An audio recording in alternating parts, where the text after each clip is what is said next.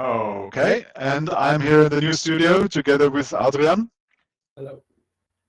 Hello, Adrian. Right, okay. On time at 17 hours. It's good, it's good. Okay, okay. Let me tell you a few words about Adrian. I've been in long contact with Adrian, and well, Adrian holds the call sign Yankee Oscar 8 Romeo Zulu Zulu, Yankee Oscar 8 RZZ, and he's from Romania, and he's been a licensed amateur radio operator since 2008 with this call sign, and he's a software developer. Who's not a software developer here? I think we're all software developers somehow. And he's specialized in infrastructure software for LTE and 5G networks. And he's been interested in digital signal processing and digital radio communications ever since he discovered GNUradio around 2006. And he's somewhat regular contributor to a few free software projects, and he also writes and maintains his own software for use in amateur radio communications. And he's going to talk about FT8 with GNUradio and the Pluto SDR in the 2-meter bands. So, as before, we've pre-recorded this talk for, well, network stability reasons. We've now experienced, we've seen that this can happen, but there should not be any interruption now. If you have any questions, dear audience, please post your questions in the chat, and Adrian is going to respond also directly to the chat. And now the camera, please, again over to the video team for the pre-recorded video. Hello, my name is Adrian Musceac. I'm an amateur radio operator using the call sign Yankee Oscar 8 Romeo Zulu Zulu. And I've been interested in software-defined radio for as many as 10 to 12 years. And one of my latest experiments with software-defined radio was to try long-distance contacts using the FT8 transmission mode on the 2-meter band and using the ADALM-Pluto or Pluto SDR. The Pluto SDR transceiver was used together with some external hardware like power amplifier, low noise amplifier, and RF switch to make long distance FT8 contacts in the amateur radio 2-meter band on the FT8 frequencies in the 144.174 megahertz. The applications used for this purpose were WSJT-X, QRadio link, and a GNUradio digital software, digital signal processing flow graph, which drove the Pluto SDR. Now, despite the minimal costs and the relatively modest specifications of my technical setup, and with the help of some really good weather conditions, which enabled tropospheric ducting, I managed to make contacts up to distances of 800 kilometers. Just getting into the details of the setup used for this purpose. Sebastian, I cannot see my slide. Okay, it's back. Okay, so the hardware used for the purpose of this experiment was consisted of the ADALM-Pluto, or the Pluto SDR as it's popularly known, as the core of the setup. And it was connected and used along with an USB-controlled relay board.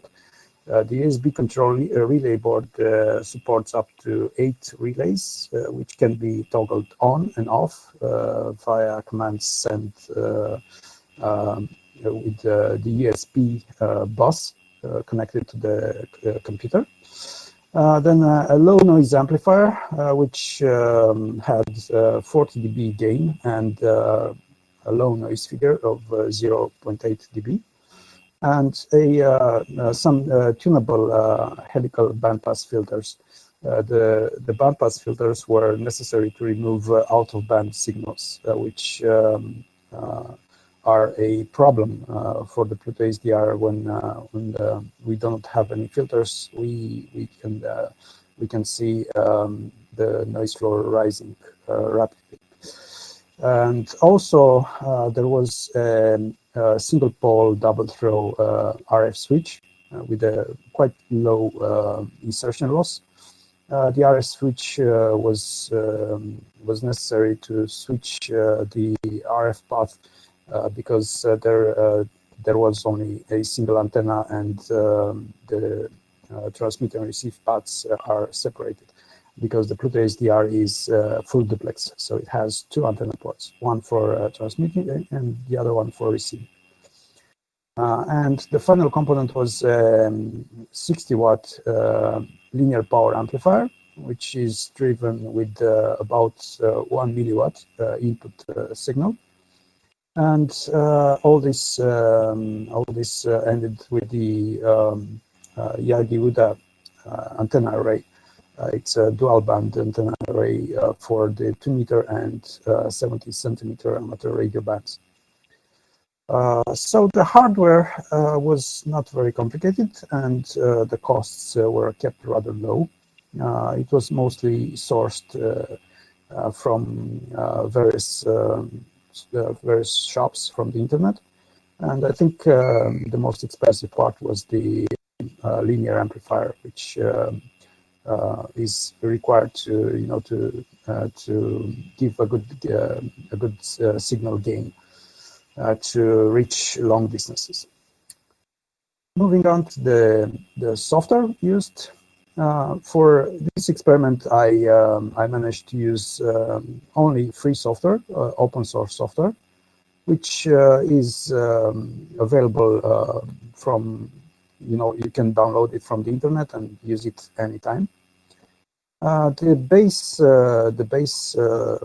operating system was Debian GNU Linux operating system, which is completely free software. Obviously, the WSJT-X by Joe Taylor, Kilo 1 Juliet Tango, which is required to operate the FT8 digital mode. The audio layer, the interface and the API used for the audio communication between WSJT-X and the GNUradio flow graph was Pulse Audio, which comes by default in the Debian operating system. And the orchestrator was an application which I wrote personally. This application, which is pictured here, is called GNUradio Link. It's a graphical user interface for a bunch of GNUradio digital signal processing flow graphs written in C++. And the application itself uses the Qt graphical user interface toolkit, and it handles the Vox activation and the relay activation control. The relays will be activated automatically during the switch from reception to transmitting.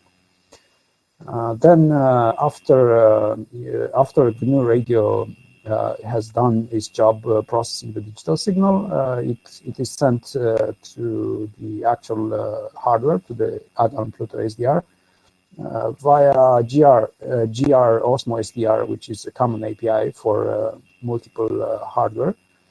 It supports a lot of different hardware, like the Funky dongle, the USRP, the RTL SDR, and so on.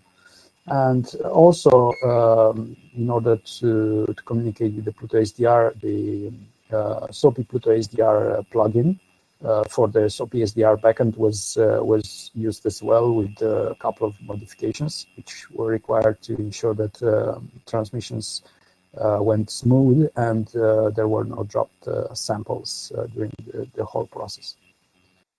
And just because this experiment required a lot of tweaking, I am going to expand on the equipment and software settings used in the setup.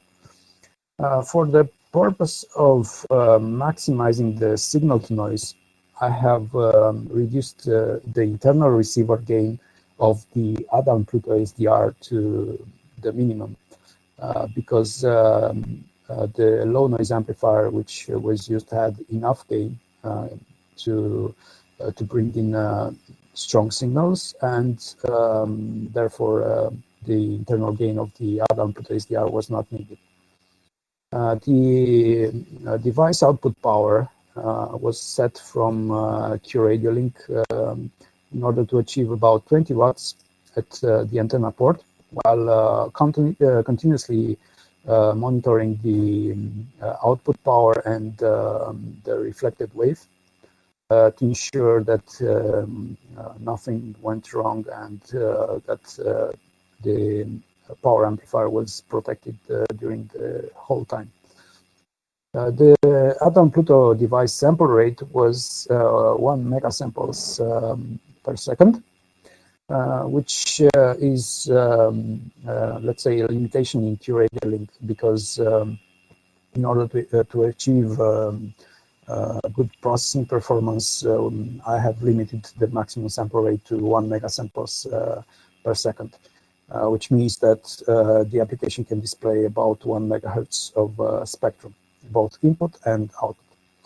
The audio sample rate to pulse audio and therefore to WSJT-X was 8,000 samples per second.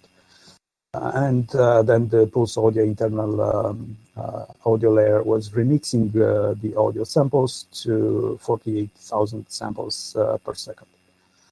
The gain settings, the transmit gain settings inside WSJT-X was set to 90% in order to achieve as little distortion of the signal as possible.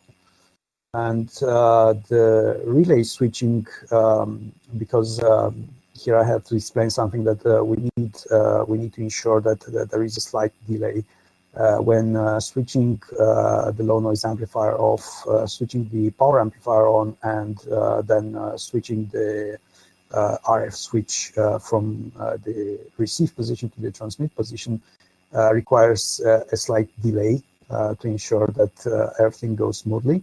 And that delay was set in software to 5 milliseconds, both for the activation and the deactivation.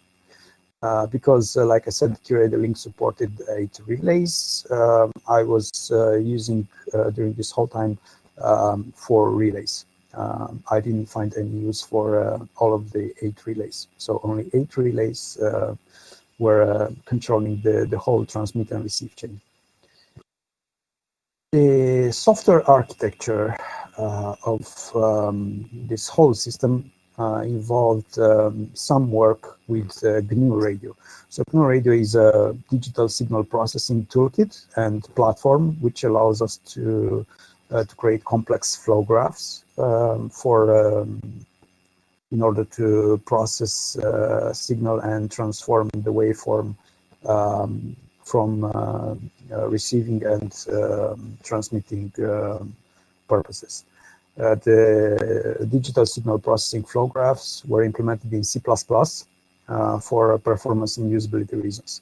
GNUradio also can allow us to implement the flow graphs in Python and also visually through the GNUradio companion application. But because there is a slight performance penalty when using Python to bring all the digital signal processing blocks, I decided to use C++ and write this code inside the GNUradio link application. The graphical user interface of GNUradio link was written with the Qt5 API, and major user interface elements were borrowed from another very well-known application, GQRX, which is a general purpose receiver also based on GNUradio. And it has some very nice controls and graphical displays, such as the FFT display and the frequency control widget. I reuse this with the permission of the author of GNUradio inside my own application. The audio mixer, which is located inside GNUradio link, will talk to the Linux ALSA audio layer via the Qt audio and the Pulse Audio API. The Pulse Audio API is, let's say, is an alternative to ALSA.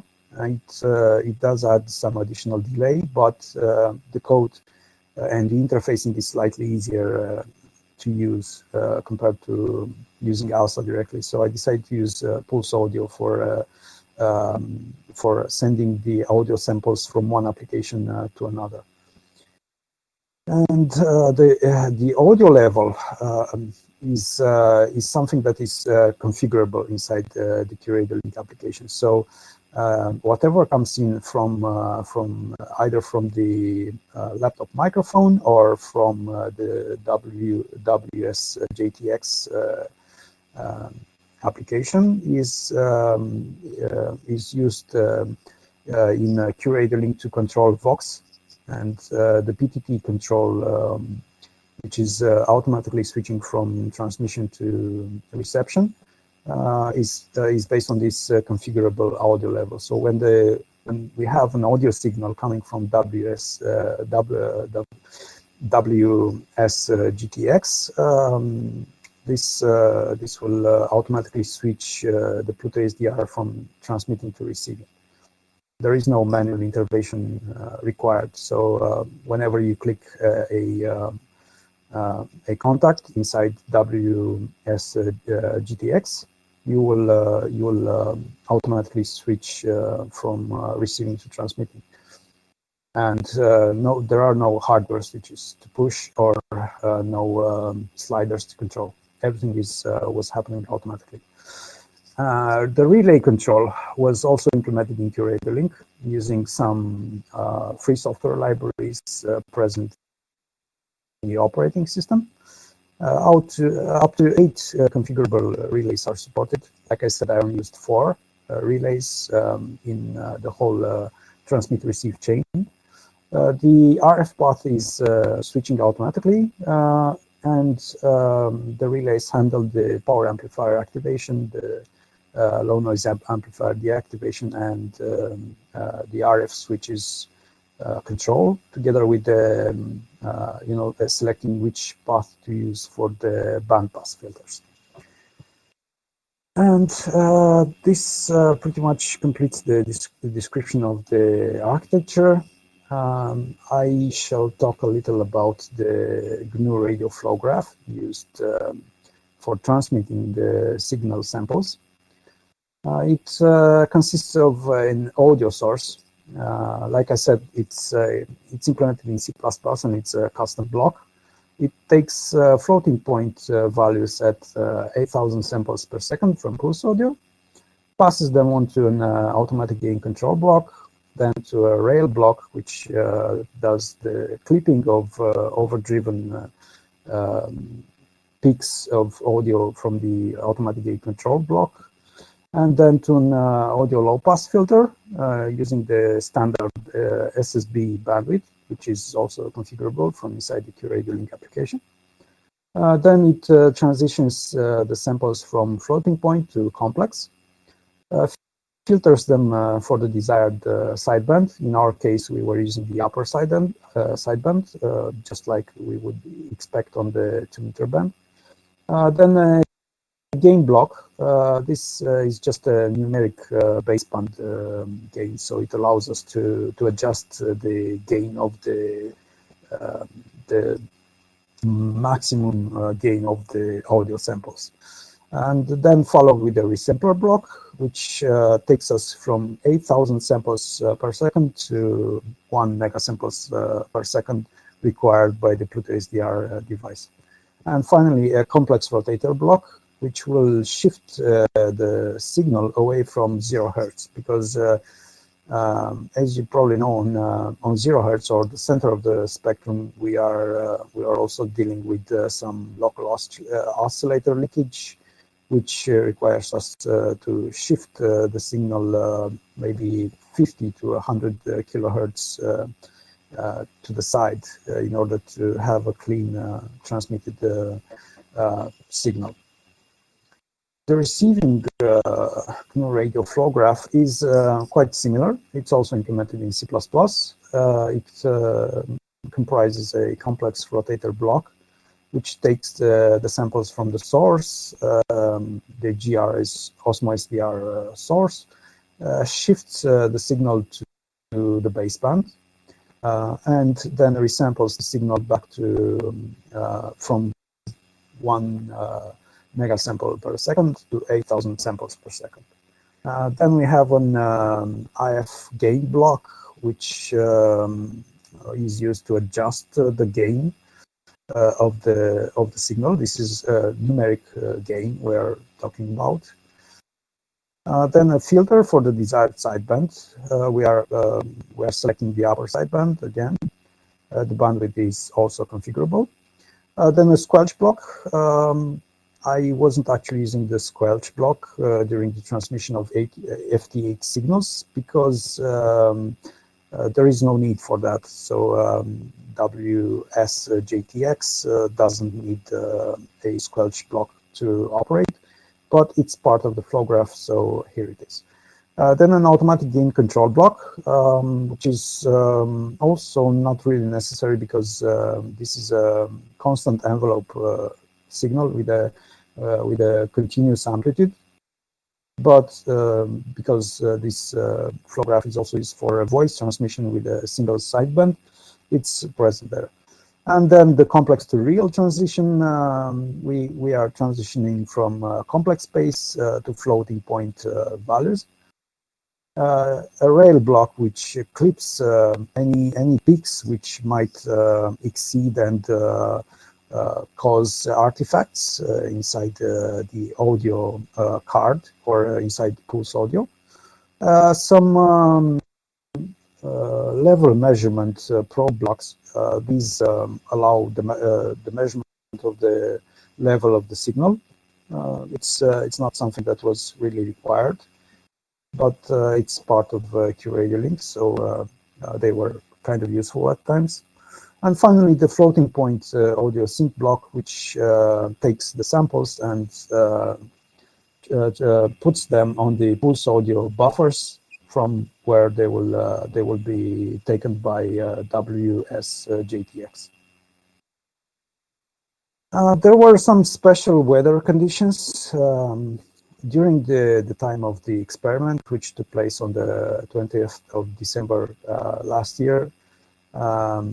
The time was about 16 to 22 hours UTC time, and the weather conditions were very unusually warm for the whole previous week. The weather was very mild, with the midday temperatures up to 17 degrees Celsius, which is something very unusual for Romania, where I made this experiment. But that particular evening, the evening of the experiment, there was an incoming cold weather front with some light fog at dusk. Therefore, there were some relatively stable tropospheric ducting mostly towards northeast, east, and southeast. This stable tropospheric ducting lasted for almost 6 hours with some varying signal levels, but the signals were present during this whole time. The antenna height above average terrain was about 20 meters. It was fixed in location. It wasn't rotatable. It was oriented towards north, and all the contacts were towards east, so there were about 90 degrees in the north of the antenna. The vertical polarization of the antenna was something that, because I wasn't really expecting to make these contacts, I was mainly trying to experiment with some other digital modes with the Pluto SDR, like I was trying 3dV modes and also SSB. So the antenna was on vertical polarization.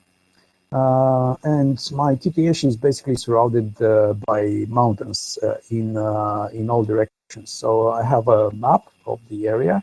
As you can see, I have mountains to the north, mountains to the south, and also a small mountain towards east with some a little bit of knife edge diffraction over the mountains. Here you can see the blue line, which shows the direction the antenna was oriented, and the red lines are the directions, the general directions in which the contacts were made in that evening. So all the contacts being made with the wrong antenna polarization suggest that there was some relatively strong tropospheric propagation conditions that evening. And the results of this experiment included 6 FT8 contacts to the neighboring country of Ukraine, made in a 2-hour interval. The power level which was used for all these contacts was about 20 watts, more or less, because I was adjusting the settings in real time to make sure that the waveform had the least distortion, and that the power amplifier was not being overdriven. The linear power amplifier can work up to 60 watts in FM mode, but only up to about 25 watts in SSB mode. So I was very careful not to exceed the 25 watts. The maximum distance of a completed contact that evening was 880 kilometers to Donetsk, which is a city in East Ukraine. You have the complete log here. There were some. I think I had 5 contacts. I managed to talk to a contact twice. As you can see, I called him because his signal level was really, really strong. His signal was about -4 dB, and I called him a second time to give him this report. But all the other contacts were unique. So there were about 5 people I managed to exchange call signs that evening. Some reports were very good, even though the distance the distance of all the contacts was about 350 kilometers, but there were some really good reports that evening. I think the best report was -5 from Uniform Tango 3 Hotel Golf. The farthest station I had heard that night was Romeo Charlie 6 Alpha Lima. He was about 124 kilometers away, near the city of Rostov-on-Don in Russia. I heard him multiple times, and I tried to contact him multiple times because he was, let's say, a rare contact. But I didn't manage to contact him. I suppose it was because he was rotating the antenna in various directions to get as many contacts. So I kind of missed the opportunity to get a completed contact with him.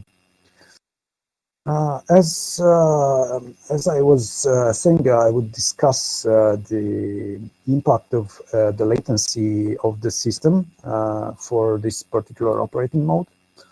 So the FT8 operating mode is a 2-slot time division multiplex operating mode, which is synchronized on the UTC clock. So this means that our transmission will happen on either the first or the second time slot, and the other amateur radio operator transmission will happen on the other time slot. If we have a large latency in the system, that can cause late transmissions to happen, and it can also cause bleeding into the next time slot, which can cause problems because we are either stepping on some other people's transmissions or not hearing the whole transmission from our contact. And digital software processing compared to a hardware transceiver has more latency, and that is caused by the time which is required to execute instructions by the CPU. This time will be quite significant, and this is one of the reasons why my GNUradio implementation was written in C++, because it does have less latency than the Python flow graph. Also, any buffers which are present in the system will add latency. And buffers are useful because they allow us to match two different clocks. So for example, the sound card clock and the radio clock. And they also allow us to mix audio signals and to transfer the samples from one point to another during inside the whole application. The audio mixer buffer inside GNUradio link adds exactly 120 milliseconds of delay. That is measured precisely, and that latency seems to be acceptable whenever we are talking about a voice contact, but it was unknown whether it would allow digital mode contact with FT8. Also, the pulse audio buffers, they add about 40 milliseconds delay, and pulse audio can be configured to have less latency. Can be configured as low as 10 or 20 milliseconds, but that also affects the CPU consumption. So there has to be a middle ground. And the GNUradio platform has some internal buffers as well. They are used to transfer samples between processing blocks. And buffers usually have automatic size. Although they can be configured by the user, they're probably better left automatic in size. But as I said, these buffers are present, so they also add some delay. And then the SOPI Pluto SDR API, which is handling the connection to libUSB and industrial input-output libraries, adds some latency the as well, and the libUSB buffers also add some latency.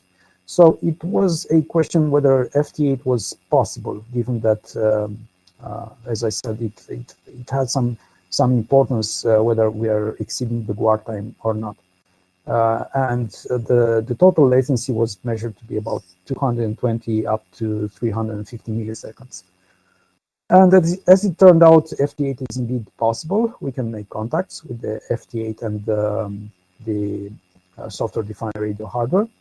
But I have not tried FT4. FT4 has shorter time slots. So the transmission is, the cycle of transmitting and receiving is about twice faster. But because I didn't have any contacts to try this with, I didn't manage to test FT4. I cannot say if it's possible or not. But as this turned out, FT8 was successful with Pluto SDR. I have to make some notes regarding the operation of the whole software-defined radio setup used here. The ADALM-Pluto device is not factory designed to operate on the 2-meter band. It is a transceiver which is factory set up to operate between 300 megahertz and 3.8 gigahertz. But with a software to keep its operation can be expanded to include the 144 megahertz band. So I don't know whether this also affects the performance, but I did not find this to be a limiting factor. Then the FT8 operating mode has a continuous amplitude. It's frequency shift keying, and this raises the question of whether we really need a linear amplifier. The way I see it, we can also use an amplifier which can be used for FM mode, and that will have better efficiency and lower power consumption. But since I had the linear amplifier available, this is what I have used in my test and to make all these contacts.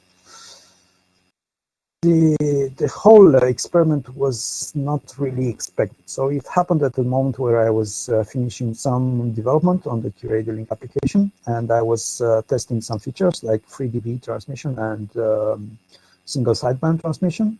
I was not expecting to hear FT8 signals, and I was definitely not expecting to have such long-range contacts with the ADALM-Pluto SDR. I really found the signals by accident while visually inspecting the spectrum, as I was looking for SSB contacts on the 2-meter band, and I found that the FFT, the visual display of the spectrum, is something that's very useful. So as you're looking for signals within, let's say, 1 megahertz band or 2 megahertz band, it's very easy to notice a strange signal appearing in some other place, and then it's very easy to switch to that frequency and see what's going on. Unfortunately, I had no previous experience with the WSJT-X. This is an application which I haven't really tried before. I'm not usually I'm not working on the HF frequency bands, and I stick to activities in the upper bands, 2 meters and above, up to 5 gigahertz. So because of this, I didn't really try WSJT-X before. This was basically the first time I made some contacts in FT8 mode. So there were some operator errors because I hadn't set up the application properly. So it took me a while to correct the errors and then try again and so on. During the setup, as I was listening and decoding the signals, I was trying to get the best setting possible to try to contact the other amateur radio operators in the band. So that led to some frantic setting adjustments, mostly inside the GNUradio link application, respectively the Vox level and the gain levels. So this pretty much affected almost the whole QSO period. So I probably missed many opportunities to make contacts during this time. Fortunately, about 2 weeks later, there was another slight opening, and then with the settings having been found out and having understood the operating mode better, I was able to make contacts with more confidence. The other thing that I found was that low noise amplifier, which I had used, had a little too much gain, and it was very easily overloaded by other close in-band transmitters. It wasn't so much of a problem in the 2-meter band, but in the 70 centimeter band, that was much difficult problem because there are some low power transmitters which my antenna was pointing towards, and they were overloading the low noise amplifier. So I placed it later in my setup with a PGA 103 plus low noise amplifier, which is working a little bit better. And finally, I have to thank some people and organizations without which this experiment could never have been possible. First of all, Analog Devices, obviously they made the ADALM-Pluto or the Pluto SDR available, and it is, I have to say, it's a very affordable and a very capable device. I was very surprised to be able to make such long distance contacts with it. So thanks again for creating it. Then Joe Taylor, Kilo 1 Juliet Tango, for creating WSJT-X. Excellent application. I wish I had discovered it sooner. It really changes the game of long distance VHF and UHF contacts. Then the GNUradio developers and the community, they've been very helpful during the whole process of development of GNUradio Link. I asked questions and they were answered promptly, and the documentation I've been using was great. So GNUradio is an excellent free software platform for developing software-defined radio applications. Also, Maitland Bottoms, A4HS, he's been maintaining the Debian GNUradio packages, and without him, it would have been much harder to develop software on top of GNUradio. Debian is a very good distribution, a Linux distribution, and GNUradio is very easy to use on Debian. So thanks again. Then Alex, Oscar Zulu 9 Alpha Echo Charlie, he made GQRX and basically pioneered desktop applications based on GNUradio. And first of all, he made it free software, and it's been an inspiration for me. When I built GNUradio Link, I tried to imitate GQRX as much as possible, because I wanted to make a transceiver which worked very much like it. And thanks again for attending this talk. It's been a great pleasure to speak about software-defined radio and FT8. I believe the digital modes in WSJT-X are very suitable to be combined with GNUradio and software-defined radio transceivers. I look forward to participating again to the Software-Defined Radio Academy talks, and thanks to Marcus for inviting me to give this talk. Bye bye. Okay, so we're back again here. Here in the studio together with me is Adrian, live listening. We've been chatting and talking about a few things, and I see that Adrian has been responding to quite a lot of questions in the chat, also during the talk already. Yes, Victor, India 3, Victor Fox, Juliet, Derek, yeah, everyone's responding. That's nice to see that the discussion is really going on well. And, thank you. Yes, I've had a lot of help from the GNUradio community during all these years. I learned a lot, and you know, especially the mailing lists have been very helpful. Trying to work my way up to the point where I can do actual contacts, meaningful contacts with the GNUradio and software-defined radio.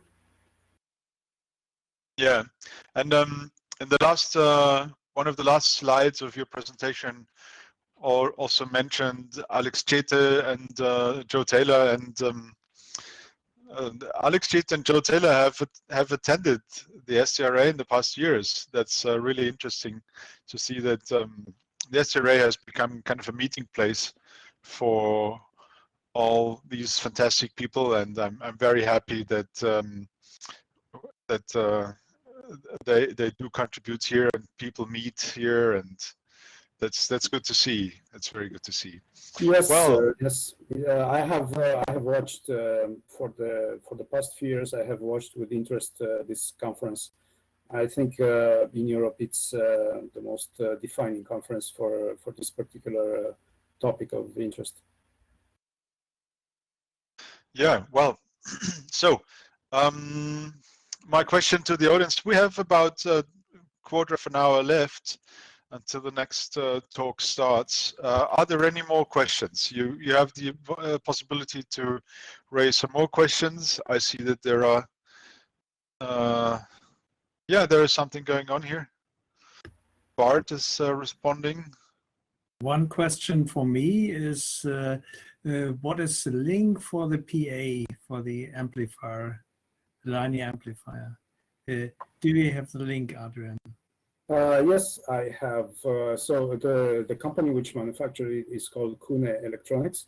I have given a link on the chat, YouTube chat. If you want me, I can duplicate the link in this particular chat room as well. So it's a very okay. Thank you. Yeah, that's fine. It's dedicated to providing high quality amateur radio power amplifiers usable for multiple bands, and myself, I'm interested mostly in the 2 meters and up to 6 gigahertz or 10 gigahertz or more.